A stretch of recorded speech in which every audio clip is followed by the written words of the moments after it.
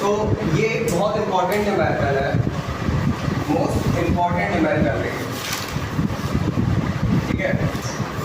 बहुत बार पूछा जा चुका है, और अगर तुम ये न्यूमेरिकल कर लेते हो इट मीन्स तुम कर सकते हो फिर न्यूमेरिकल, और है ना, और भी न्यूमेरिकल कर सकते हो। तो अब ये जो फिगर है वो तुम्हें दिख रहा है ना, इसमें धारिता कौन कौन से बिंदुओं के बीच ज्ञात करनी है ये पता होना चाहिए। कौन कौन से बिंदुओं के बीच तुल्य धारिता ज्ञात करनी है? ए और बी के बीच, ए और बी के बीच,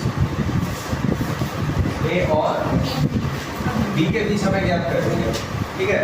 तो अब ये सारे जो है माइक्रोफैरेड में दिए हुए हैं, जितनी भी धारिताएं दी गई हैं वो किसमें है? माइक्रोफैरेड में, सही है। टोटल धारिता ज्ञात करनी है, पूरे ये पूरा सिस्टम दे रखा है, इसकी तुल्य धारिता ज्ञात करनी है, सही है। तो इन्हें हम नाम दे देते हैं, देखो नहीं करके लाए वो ये गलत बात है, लेकिन इसे समझना तो जरूरी है ना, अगर समझोगे नहीं कभी आएगा नहीं, सही है। समझना एक बार होता है बस, समझ में आ गया अगर तो तुम लोगों को आ जाएगा, फिर आगे दिक्कत नहीं होगी। तो इसलिए ध्यान से समझो, एक बार में समझ में आ जाएगा, पेपर में आएगा करके आओगे, तुम्हें भी लगेगा कि हाँ हमने कर दिया। और न्यूमेरिकल्स पे पकड़ होनी चाहिए, इसलिए मैं 4-5 दिन से न्यूमेरिकल करा रहा हूँ, क्योंकि मुझे तो सॉल्व करने पड़ रहे हैं यहाँ खड़े होके। और अगर मैं 70 न्यूमेरिकल कर दूंगा पूरे, तो तुम लोग क्या सीखोगे? खुद का भी तो दिमाग लगाओ थोड़ा। अगर 70 में से मैंने मान लो 25-30 न्यूमेरिकल भी कर दिए, तो 30 अगर तुम कर लोगे तो सीखोगे ना। सारे इतने न्यूमेरिकल कोई नहीं कराता, जितने मैं कराता हूँ, जितने दिन तक मैंने न्यूमेरिकल कराए कोई भी नहीं कराता, भागते हैं न्यूमेरिकल से सब, ठीक है। सब ये सोचते हैं कि 2 दिन में न्यूमेरिकल निपटाऊँ, बस 4-5 वो एक प्रथा चली आ रही है, ये इम्पोर्टेंट करा दिए, वही चैप्टर हो गया कंप्लीट। तो इसलिए मैं न्यूमेरिकल यहाँ पे इतने दिन तक चलाता हूँ कि तुम लोगों को पूरी नॉलेज हो जाए। समझ में आ रही है बात? पूरी नॉलेज ही अच्छी रहती है, रटने से कुछ नहीं होगा। जब तुम न्यूमेरिकल कर लोगे, जिस भी चैप्टर के तुमने सारे न्यूमेरिकल कर लिए, तुम देखना उस चैप्टर पर तुम्हारी क्या कमांड होगी, वो चैप्टर तुम्हें पूरा आ जाएगा, पूरा चैप्टर समझ में आ जाएगा। एकदम अगर तुमने सारे जैसे इसके 70 न्यूमेरिकल है, तुमने 70 न्यूमेरिकल अगर पूरे किए तो तुम्हें डेरिवेशंस पे रटने की जरूरत ही नहीं पड़ेगी, वो खुद ही समझ में आ जाएगी। समझ रहे हो भाई? अब जैसे नए जो आए हैं उनके लिए अब जो नया चैप्टर में स्टार्ट करूँगा वो बिल्कुल आराम से समझ में आएगा, सही से, और समझ के चलना भी है साथ ही साथ में। पिछला बाद में रिवाइज करा देंगे, अब चौथे चैप्टर से स्टार्ट करा है वो एक गलत बात है, लेकिन पिछला भी रिवाइज कराएंगे हम, ठीक है। तो नमस्ते, ये न्यूमेरिकल है अभी हमारे सामने, इस न्यूमेरिकल को पूरे ध्यान से समझना। सबसे पहला काम क्या होता है हमारा, सबको नाम दे दो। इसको हमने कह दिया C1, इसे C2 कह दिया, इसे C3 कह दिया, इसे सब माइक्रोफैरेड में है, इसलिए कहीं कहीं पे मैंने नहीं भी लिखा है माइक्रोफैरेड, सही है। कहीं कहीं पे माइक्रोफैरेड नहीं लिखा है, इसका मतलब यही है कि वो माइक्रोफैरेड ही है सर। C4, चलो इसे C5 कह दिया, इसे C6 कह दिया, इसे C7 कह दिया। अब क्या करा जाए बताओ?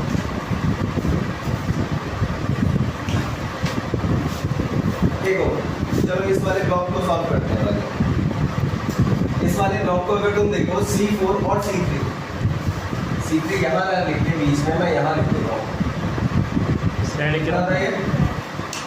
12 माइक्रोफैरेड। C4 और C3 कैसे कम करें, मुझे कोई बताएगा? हाथ उठाओ, केवल हाथ उठाओ, जो बोलना चाह रहा है केवल हाथ उठाओ, बताओ कौन से क्रम में? श्रेणी क्रम में है ना, सीधे जुड़े हुए हैं। देखो हमें इन 2 बिंदुओं के बीच देखना है, A और B के बीच, कौन से क्रम में है ये? नंबर क्या है इस क्वेश्चन का? 38। C4 एंड C3 कौन से क्रम में है? श्रेणी क्रम में है, ठीक है। तो क्या करें, इनका परिणाम ही निकाल लें, है ना। तब इनका परिणामी सी डैश कह दिया मैंने, ठीक है। 1/c डैश बराबर क्या हो जाएगा, ध्यान से समझना, 1/c4 प्लस 1/c3।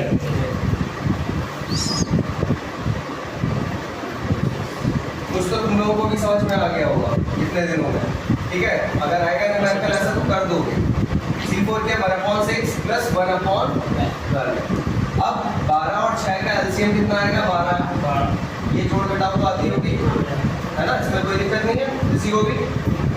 6 से 12 को भाग करो, कितना आएगा, 2। 2 की 1 में गुणा होती है तो 2 1 कम 9।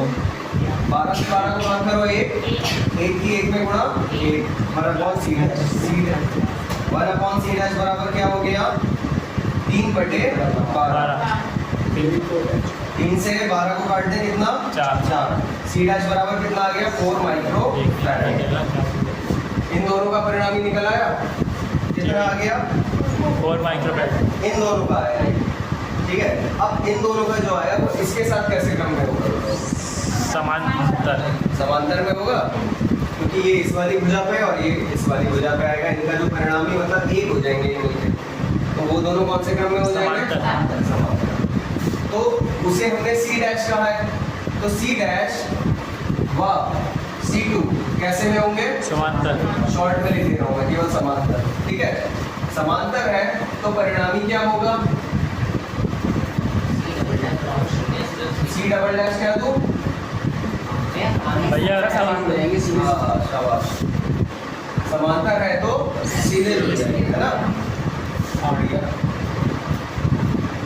1/c कब करते हैं, जब श्रेणी क्रम होता, लेकिन समांतर क्रम है तो हम ये नहीं करना, हमारे लिए तो और आसान हो गया। फिर C डबल डैश कितना हो जाएगा, फिर 4 प्लस 4 कितना हो गया, 8 micro farad. C double dash in तीनों का एक बन गया, ये इन तीनों का परिणाम ही निकल के आ गया ना, ये C डबल डैश। यानी कि ये वाला जो मैथ है, ये जो बंद परिपथ है, इसे हमने सॉल्व कर लिया। इसकी जगह हम एक संधारित्र हम लाके रख सकते हैं, सही है। और वो एक संधारित्र जो होगा वो इसके कैसे क्रम में होगा, श्रेणी क्रम में, सीधे जुड़ा हुआ है ना, एक ही तार में, श्रेणी क्रम में होगा। चलो ठीक है, वो और वो तो हम कर लेंगे इसमें। चलो पहले ऊपर वाले तार का ही निकाल लेते हैं। अब यहाँ पे C डबल डैश व C1 कौन से क्रम में है, श्रेणी। C डबल डैश इन तीनों को हटा के एक संधारित्र अगर मैं रख दूं यहाँ बड़ा सा, तो वो इन तीनों की जगह एक कहलाएगा, है ना। उसकी धारिता कितनी होगी, 8 माइक्रो फैराड। परिणामी का मतलब यही होता है कि तीनों को हटा के एक रख देगा। अब वो इसके साथ कौन से क्रम में होगा, श्रेणी क्रम में होगा ना। तो उसकी धारिता मैंने कह दी 1/c ट्रिपल डैश, सही है। क्या होगी, 1/c double dash plus 1/c1। तो 1/c ट्रिपल डैश बराबर क्या होगा, 1/c double dash. C double dash कितना है, 1/8 और 1/c1 कितना है, 1। ठीक है, तो 1/c ट्रिपल डैश बराबर क्या हो जाएगा, जब इसका एलसीएम लोगे 8 आएगा, 9। 8 का 8 9 1 और 1 8 8 कितना आ गया, 9/8। यानी कि C ट्रिपल डैश की वैल्यू जो आएगी तुम्हारी वो कितनी हो जाएगी, 8/9 माइक्रो फैराड। ठीक है, C ट्रिपल डैश निकल के आ गया। तो अब ऊपर वाले तार का पूरे का निकल आया, है ना। ऊपर वाले तार का पूरी धारिता निकल आई ना। एक संधारित्र अगर हम रखें तो उसकी धारिता कितनी होगी, C ट्रिपल डैश। इसकी निकल आई और इसकी पूरे की निकल आई, दोनों की मिला के जो होगी वो इतनी होगी। अब क्या करेंगे, अब इन तीनों की रख गई तो पहले इन दो की निकाल ले, दोनों कौन से क्रम में है, हाँ ये तो आ गई हमारी।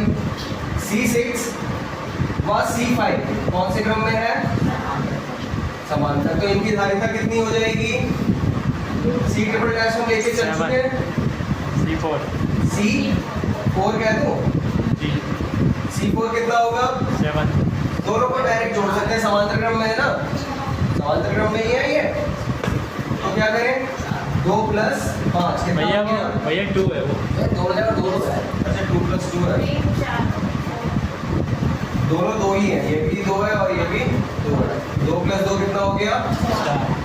4 माइक्रो। अब ये जो मिलके 1 हुआ, ये इसके साथ कैसे क्रम में, कोई बताएगा मुझे? श्रेणी क्रम। तुम बताओ। समांतर क्रम में ये दोनों समांतर में हो गए। इन दोनों की मिलके धारिता हमने ये निकाली 4 माइक्रोफैरड आ गई, है ना? अब जो मिलके इनकी हुई धारिता वो इसके साथ कैसे क्रम में? सही कह रहे हैं? क्या कहेंगे? बताओ फिर क्या हुआ बताओ। ये दोनों को मिला के एक करते हैं, वो इसके साथ ये भी समांतर क्रम है। तुम बताओ।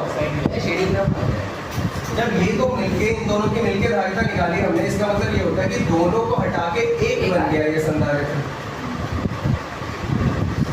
और उसकी धारिता कितनी होगी? 4 माइक्रोफैरड। अब वो इसके साथ कैसे क्रम में है? समांतर क्रम में दिख रहे हैं। अरे आपकी बात बता रहे हो मुझे, देखो मैंने समझो बात को। ये दोनों आपस में कौन से क्रम में है? समांतर। ठीक है, और इन्हें मिला के जो आएगा वो इसके साथ सीधे जुड़ा होगा, है ना? इन दोनों को मिला दो अगर, तो वो इसके साथ कैसे क्रम में जुड़ा है? सीधे जुड़ा हुआ है ना एक ही वायर में। तो कौन से क्रम में हो जाएगा? श्रेणी क्रम में। ये दोनों आपस में समांतर में, तो समांतर वाला रूल लगा के हमने इनकी धारिता निकाल ली। अब इसके साथ कौन से क्रम में होगा? श्रेणी क्रम में। तो अब इसको, ये तो हमारा फर्स्ट पार्ट चल रहा था ये, ठीक है, ये हमने सॉल्व किया सेकंड पार्ट, और ये हमने कौन सा पार्ट सॉल्व किया है? Third part. अब इसे फाइनलाइज करना है इस क्वेश्चन को, तो फोर्थ पार्ट में यहाँ कर रहा हूँ, इसे देख लेना जरा। क्या अब इन दोनों का जो परिणामी आया वो कितना आ गया? 4 माइक्रोफैरड। ठीक है, वो इसके साथ कौन से क्रम में होगा? हाँ, शाबाश। तो C4 जो है और C7 जो है वो कौन से क्रम में हो गए? श्रेणी में। इनका परिणामी निकाल लें, फिर पूरे नीचे वाले तार की धारिता निकल आएगी। परिणामी क्या होगा इनका? श्रेणी में तो यही फॉर्मूला लगेगा ना, 1/C5 कह दिया मैंने, 5 ऐसे ही दिखाते हैं ना 5th को, C5 कह दिया। तो C5 किसके बराबर होगा? 1/8। फॉर्मूला नहीं लगा रहा, डायरेक्ट अब लगा दे रहा हूँ 1/4। ठीक है, अब प्लस 1/4, 1/8 प्लस 1/, इन दोनों का मिला के जो आया था वो 4 था, तो 1/4। एलसीएम कितना आ गया? 8। 8 एकम 8, 1 एकम 1, 4 दूनी 8, 2 एकम 2, C5। तो 1/C5 बराबर कितना हो गया? 3/8। तो C5 बराबर कितना हो गया? 8/3 माइक्रोफैरड। अब देखो नीचे वाले तार की पूरी धारिता निकल रही है C5, ऊपर वाले तार की पूरी की धारिता निकल आई C3। ये दोनों कौन से क्रम में हो जाएंगे? अब कौन बताएगा? तुम बताओ। नहीं बता रहा। इस पूरे की धारिता निकाल ली हमने, वही आ गई C5। इस पूरे हिस्से की धारिता हम पहले निकाल चुके थे, वो ये आ गई थी। तो अब ये हिस्सा और ये हिस्सा कौन से क्रम में लग रहे हैं तुम्हें? इन दो बिंदुओं के बीच अगर हम देखें A और B,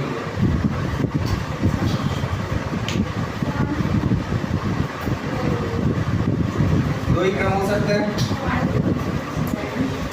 श्रेणी क्रम में अच्छा क्या होता है? एक ही तार में जुड़े रहते हैं या अलग अलग तारों में?